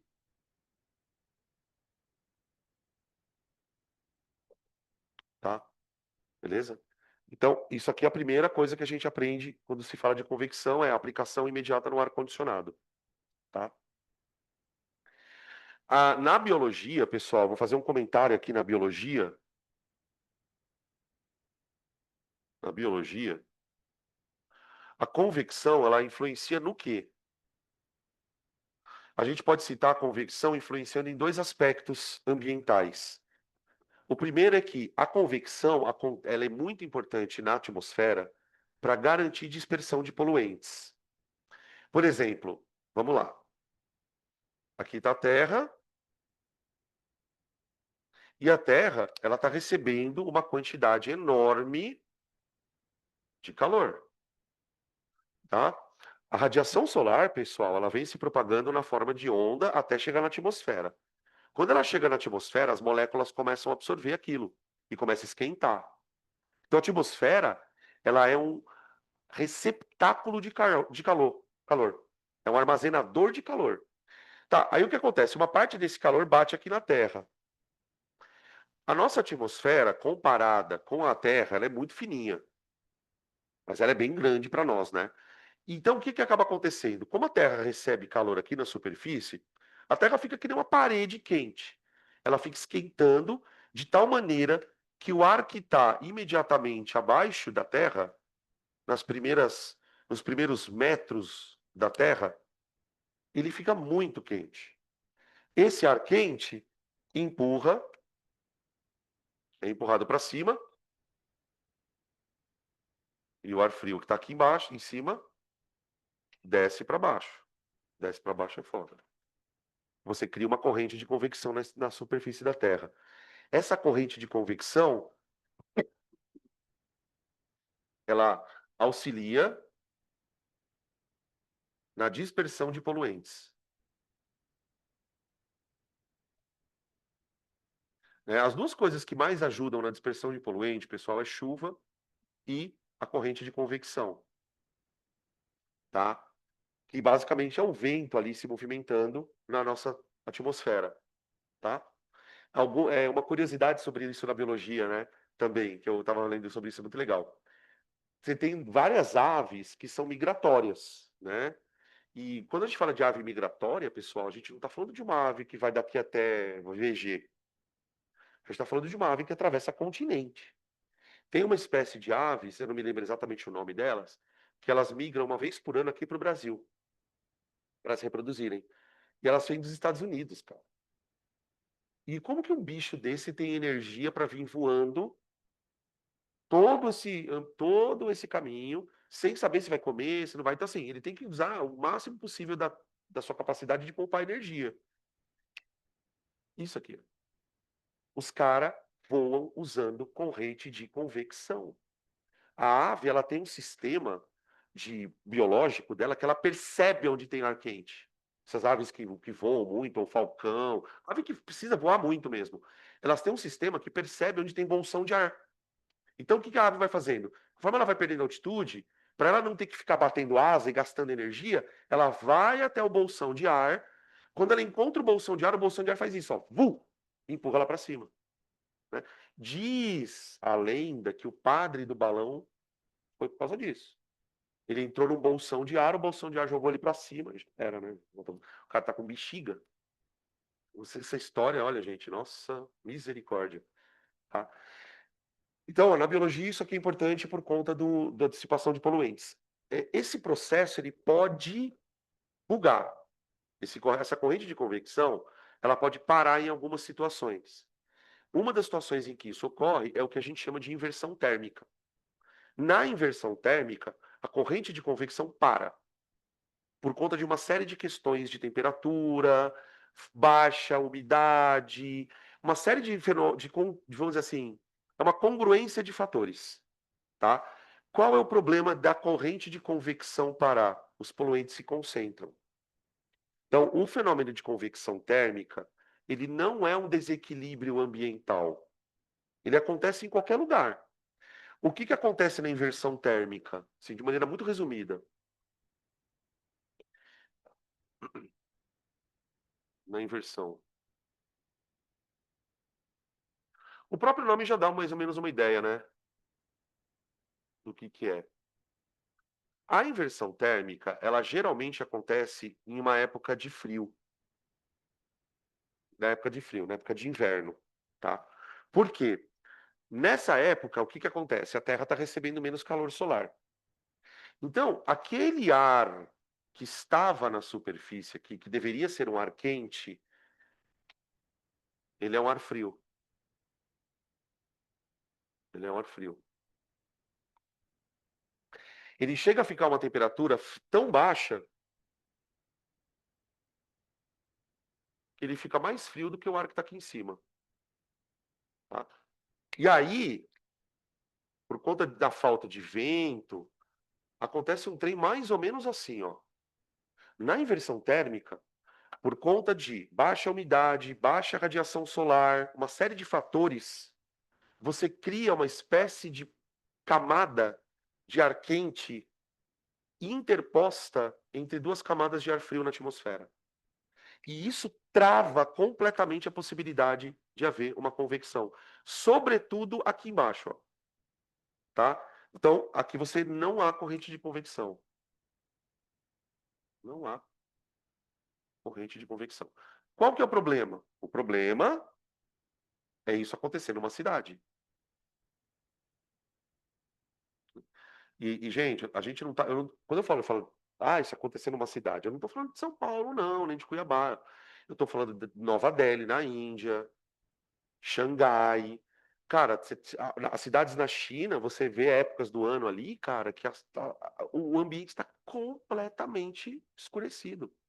Teve casos na Índia, eu tava vendo outro dia na televisão, no YouTube, a prefeitura lá de Nova Delhi teve que cancelar as aulas por causa dessa inversão térmica que aconteceu lá, tá? Beleza? Então isso pode cair também.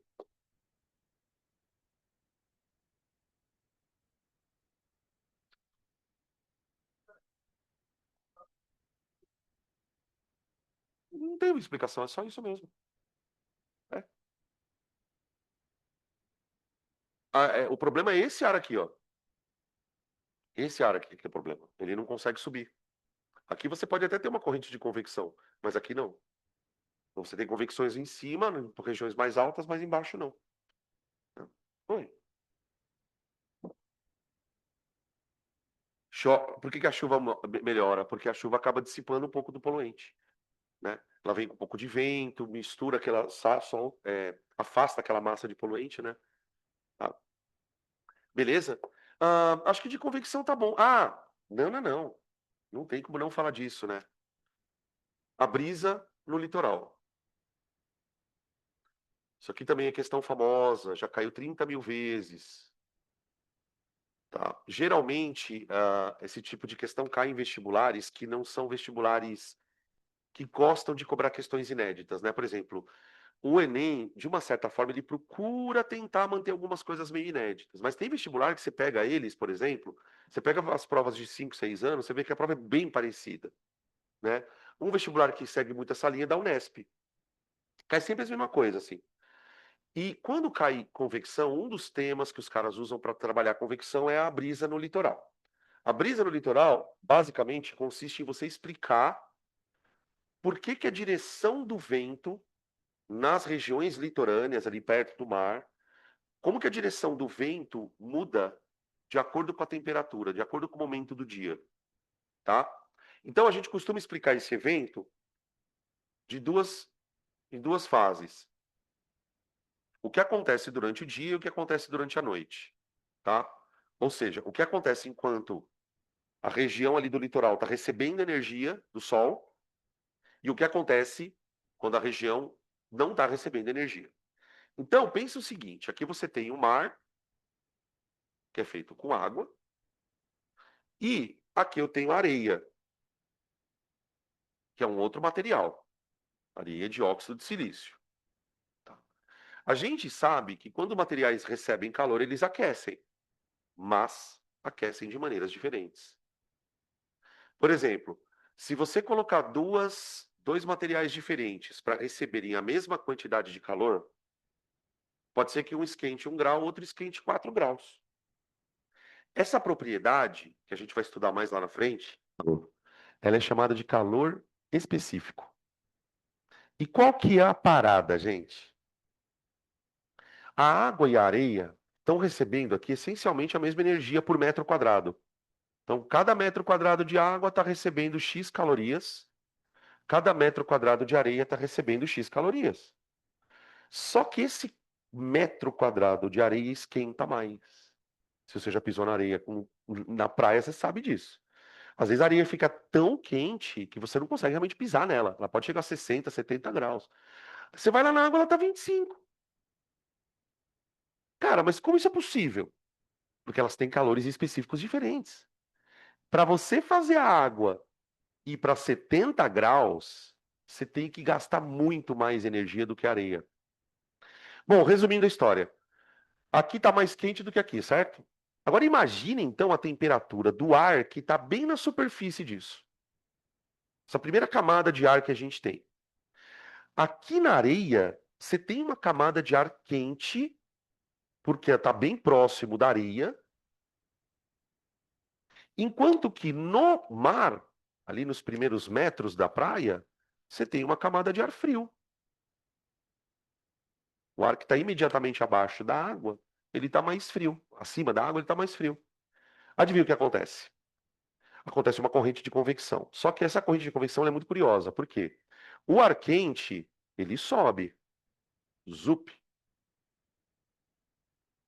Quando ele sobe, ele cria aqui uma região de um mini vácuo, digamos assim. Como se estivesse subindo uma massa de ar. Isso causa uma diferença de pressão e o ar frio vem para cá. Então, se você se colocar aqui nessa região próxima à praia durante o dia, você vai sentir o vento do oceano para você. Ele é uma brisa que vem do mar para o continente, é uma brisa marítima, tá? Porque durante o dia você cria uma diferença de temperatura entre as camadas de ar superficiais, esse ar quente sobe, na hora que ele sobe, ele puxa o ar frio.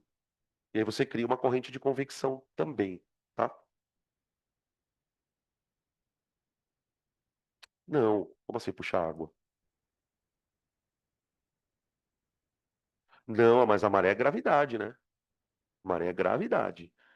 O que faz a maré subir é a lua que está puxando a água para cima, cara. É muito bizarro isso, tá? Tanto é que a maré alta só acontece à noite, né? Que é onde a Lua, no momento que a Lua está mais próxima ali daquela região. Agora, de noite, gente, a coisa muda. Quem já teve oportunidade de ir pra praia durante a noite sabe que a areia fica bem fresquinha, bem geladinha, principalmente aquela areia que fica perto do mar.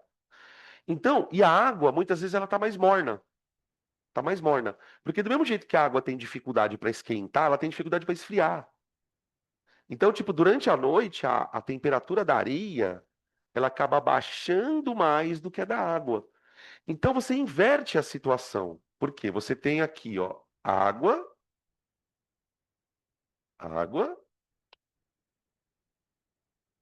Que isso, gente? Ciro do quê?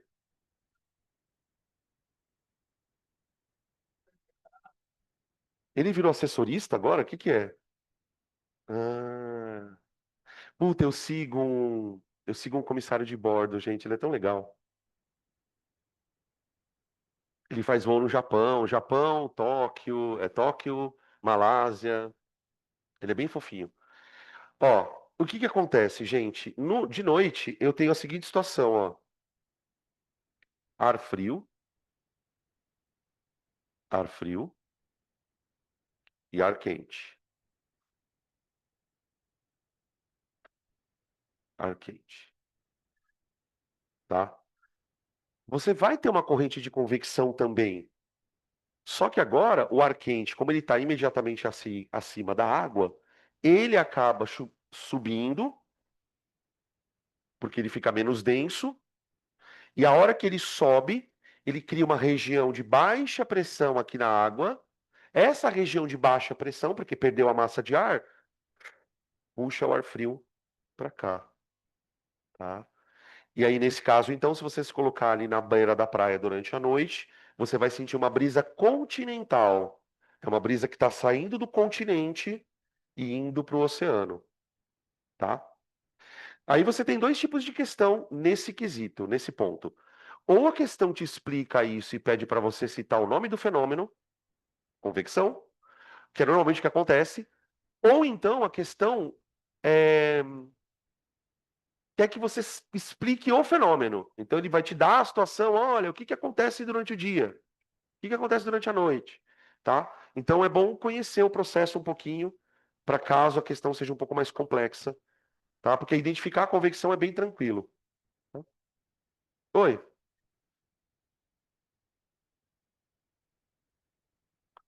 é convecção, os dois, os dois. Beleza? Bom, vamos para o terceiro e último método. Método é bom, que é o mais simples. Terceira forma de propagação: irradiação.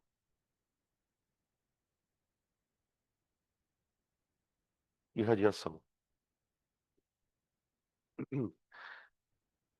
Gente, irradiar significa emitir. Emitir. Emitir. Irradiar significa emitir. Mas emitir o quê? Onda eletromagnética. Todo corpo emissor de ondas eletromagnéticas, ele irradia coisas, tá? Então, por exemplo, a luz aqui da lâmpada, ela está sendo irradiada. Ela está sendo emitida por um objeto.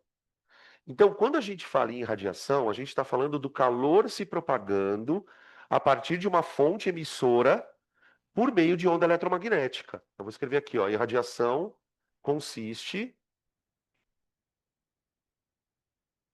na propagação do calor,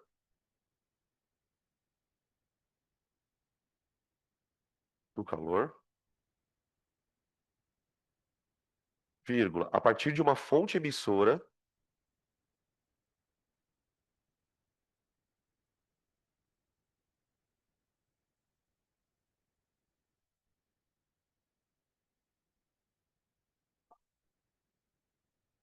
consiste na propagação do calor a partir de uma fonte emissora por meio de radiação eletromagnética ou por meio de ondas eletromagnéticas. Ondas eletromagnéticas,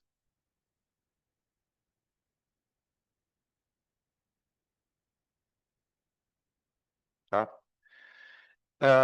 Quem estudou muito esse negócio de corpo esquentar e emitir luz, Porque basicamente o que eu tô falando é isso, tá? Não sei se vocês conseguiram, porque eu usei toda uma frase bonitona aqui de impacto, mas eu tô falando assim: carvão em brasa emite luz. Ó, emissão de calor a partir de uma fonte por meio de onda eletromagnética. Por exemplo, quando um objeto está quente ou em brasa, a gente consegue ver a cor dele, não consegue? Quem estudou isso foi um cara, foi o mesmo cara da mecânica quântica, o cara chamado Planck. Ele conseguiu perceber que existia uma relação matemática entre temperatura e o quanto o corpo emite de luz. Então, por exemplo, a gente consegue detectar, é muito bizarro isso, esse cara foi tão foda, que a gente consegue detectar a temperatura de uma estrela, por exemplo, pela quanto de luz ela emite. Tem uma relação matemática disso. Agora, então, todo corpo que está quente, ele está emitindo radiação. Só que essa radiação que ele emite, ela vem de várias maneiras. Então, imagina que um corpo quente, ó. Você tem um corpo emitindo calor, tá? Esse calor que ele emite, ele não é só calor. Ele vai emitir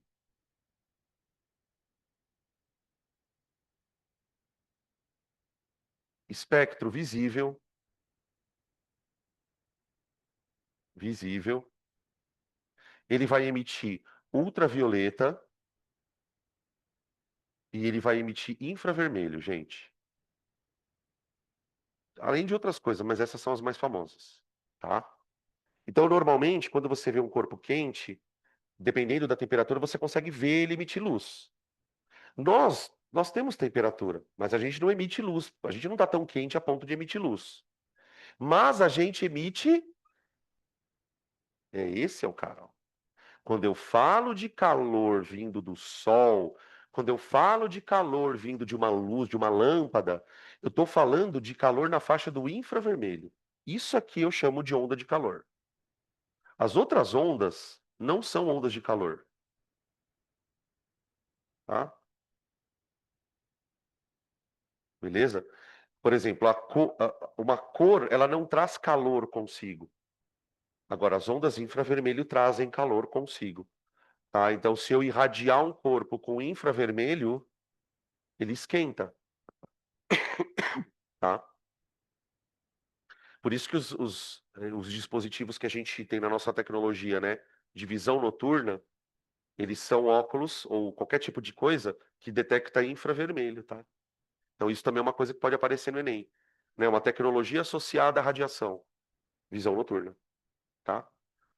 Alguns animais que têm hábitos noturnos, né, predadores, por exemplo, que precisam ter uma visão noturna muito aguçada, eles têm um sistema visual que consegue capturar um pouquinho de comprimentos do infravermelho, bem pouquinho. Então, eles são aquilo que a gente costuma dizer que são animais que enxergam bem à noite, né? São esses animais que conseguem captar a luminosidade onde a gente, por exemplo, não consegue, tá? Qualquer coisa que se mexa, que está vivo, ele percebe, justamente porque ele consegue capturar no infravermelho, tá? Beleza? É isso, tá? Agora, para a gente encerrar, eu queria citar uma coisa muito legal, que assim, é, todos esses processos são processos que explicam a propagação do calor, certo? Só que muitas vezes eu não gostaria que o calor se propagasse. Existem várias situações em que não é interessante que eu queira que o calor se propague. Eu comecei a aula citando o exemplo de quando a gente está com frio. Então, muitas vezes, as questões dos vestibulares, elas vão nessa linha. O que eu posso fazer para evitar propagação por condução? O que eu posso fazer para evitar a propagação por convecção? O que eu posso. Entende o que eu estou querendo dizer? Por exemplo, usar cobertor, usar agasalho é um ato que visa impedir que o calor se propague por condução. Você isola o teu corpo não está perdendo mais calor por condução, certo? Quando a gente, por exemplo, vai assar um frango no forno, uma carne, dependendo da receita, o pessoal pede para cobrir com alumínio, para cozinhar melhor, né? Então, normalmente a pessoa vai lá, coloca o alimento na bandeja, tempera bonitinho e coloca o alumínio. Isso já foi questão de vestibular. Por que que eu ponho o alumínio ali? Qual é o objetivo do alumínio? Por que que precisa de um papel alumínio? O papel alumínio ele é espelhado. Então, quando você põe um papel alumínio para embalar o alimento, detalhe, a parte mais espelhada tem que estar para dentro, tá? Não adianta colocar ela para fora. Se você colocar a parte espelhada para fora, o alimento fica cru, porque aí a irradiação que vem do forno bate e volta, né? Por exemplo, vocês já viram aquela churrasqueirinha elétrica? Você liga ela, ela fica vermelha. Ela está emitindo radiação no infravermelho ali, naquela faixa do infravermelho, tá? Beleza? E aí, então, fiquem atentos a essas coisas, né? O que que eu posso usar para impedir convecção? A convecção é mais difícil de você impedir, pessoal, porque é fluido. A partir do momento que um lado do fluido esquenta mais que o outro, acabou, já era. Não tem como. Agora, eu queria falar de uma coisa que vocês têm em casa, chamado vaso sanitário. Não, The Dewar. Vocês têm? Alguém tem um aí? Vaso de... Tá, claro que tem.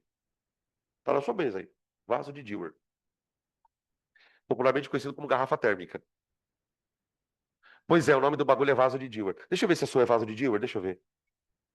Nossa, que bonita. É hora de dar tchau. Ela é espelhada por dentro? Eu não vou abrir, não. Não vou abrir, foda-se. Cara, você demora quanto tempo pra tomar essa água?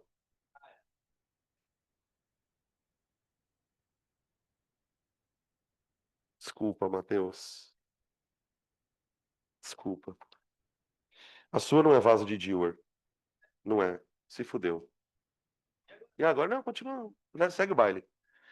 O que que é o vaso de Dewar, gente? É uma garrafa térmica que basicamente serve para você manter as coisas numa temperatura fixa.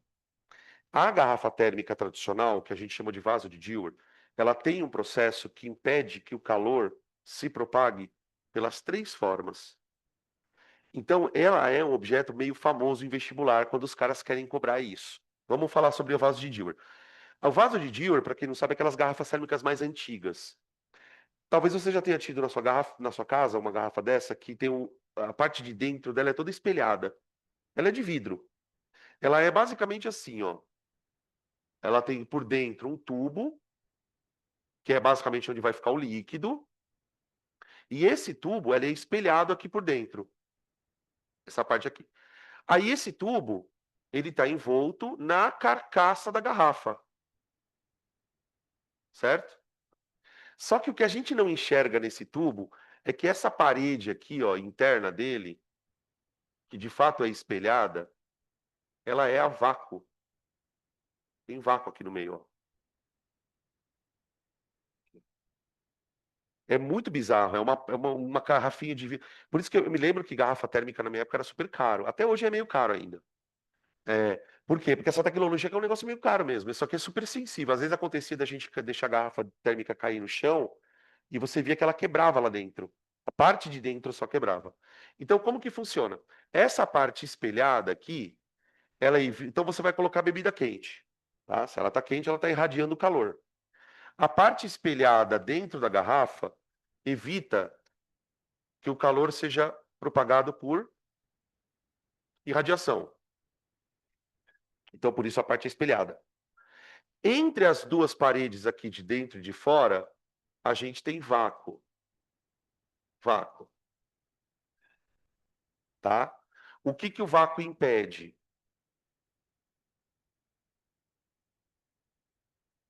Hum? Condução. Porque, ó, quando você coloca a água quente aqui, essa parede de dentro fica quente. O que que me garante que essa parede de dentro não vai perder calor? Eu tenho que colocar aqui um vácuo, porque aí o calor não consegue propagar com a matéria. Então ele impede por condução. E o terceiro e último dispositivo, que é o mais óbvio de todos, é uma tampa. Tem uma tampa. O que que a tampa impede? Que o calor suba com ar. Porque, tipo, tanto é que quando você pega uma bebida quente, você não vê uma fumacinha subindo. O que está acontecendo ali? A superfície do líquido, que está quente, ela está esquentando o ar. Convecção. Ela esquenta o ar sobe. Quando o ar sobe, vem o ar embaixo, rouba mais calor do líquido e vai. Então, quando a gente tampa o líquido, a gente diminui um pouco da saída do calor por conta da convecção. Então eu tenho o fundo espelhado evitando radiação, como se refletindo o calor, né? O vácuo entre as duas paredes para evitar condução, porque a condução ela acontece no meio material, né? E a tampa para evitar a convecção. Esses são os três, tá, da garrafa térmica. Beleza? Então é isso, gente. Eu vou parar por aqui, tá? Na semana que vem, quando a gente retomar esse assunto, a gente faz os exercícios, já da parte de calor, temperatura, tá bom? Voltamos aí em 30.